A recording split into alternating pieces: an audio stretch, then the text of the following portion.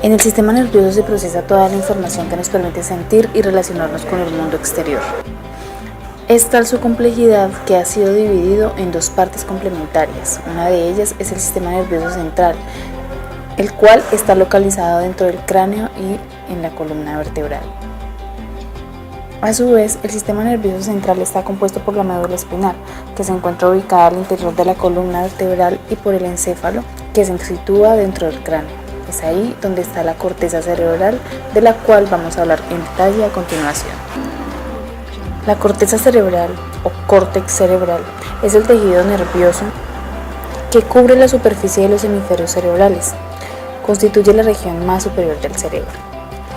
Es la parte más nueva evolutivamente y la más grande del cerebro. Es aquí donde ocurre la percepción, la imaginación, el pensamiento, el juicio y la decisión. Desempeña un papel clave en la memoria, la atención, la cognición, el pensamiento, el lenguaje y la conciencia. Las grandes hendiduras de una corteza plegada se denominan cisuras y las pequeñas surcos. La cisura longitudinal es la más grande y esta separa los dos hemisferios cerebrales. La corteza cerebral se divide en dos hemisferios, el hemisferio derecho y el hemisferio izquierdo. El hemisferio derecho es el que nos proporciona la parte artística y emocional, ejemplo, sentido musical, formas tridimensionales, sentido del arte y la intuición. El hemisferio izquierdo nos proporciona la parte lógica y racional, ejemplo, el lenguaje hablado, control de matemáticas y lógica, lectura, razonamiento y toma de decisiones.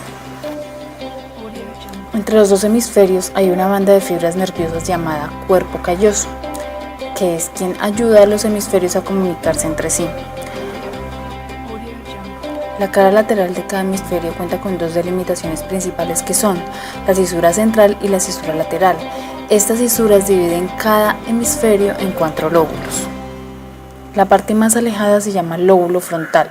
Al parecer es el más importante, es el responsable de los movimientos voluntarios y la planificación. Se piensa que es el lóbulo más importante para la personalidad y la inteligencia.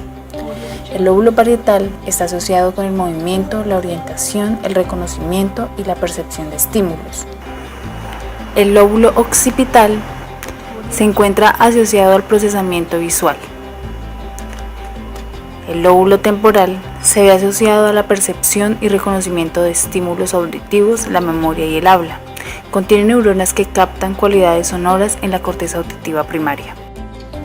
La corteza cerebral está constituida por 6 capas, pero antes de entrar en detalle y hablar de cada una de las capas de la corteza cerebral, empezaremos hablando de los tipos de neuronas.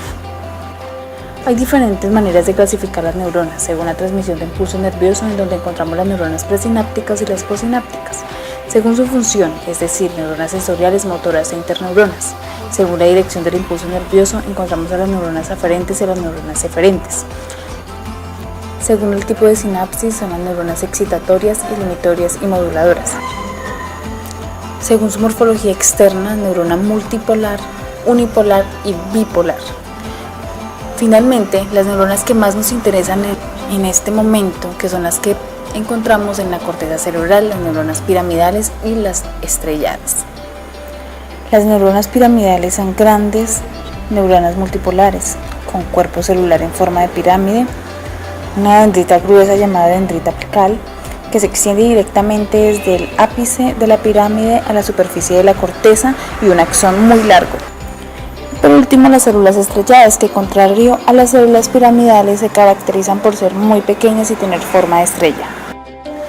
La corteza cerebral está constituida por diferentes capas de sustancia gris. Estas capas conforman la estructura de la corteza y definen su organización estructural y funcional. Cada una de las capas de la corteza cerebral corresponde a un momento evolutivo diferente. La capa molecular es la región superficial de la corteza cerebral y por lo tanto la de más nueva aparición. La capa granular externa es la segunda región más superficial del córtex y se encuentra por debajo de la capa molecular. Contiene un gran número de pequeñas células piramidales y estrelladas. La capa granular externa se encuentra interconectada con las diferentes regiones del córtex. La capa piramidal externa está compuesta por células piramidales que se caracteriza por presentar una forma irregular. es decir, que el tamaño de la capa incrementa desde el límite superficial hasta el límite más profundo. Las dendritas de las neuronas de la capa piramidal pasan hasta la capa molecular y los axones viajan como fibras de proyección, asociación y comensurales, hasta la sustancia blanca situada entre todas las capas del córtex. La capa granular interna está compuesta por células estrelladas que se disponen en forma muy compacta, posee una elevada concentración de fibras dispuestas horizontalmente conocidas como la banda externa de Weyner.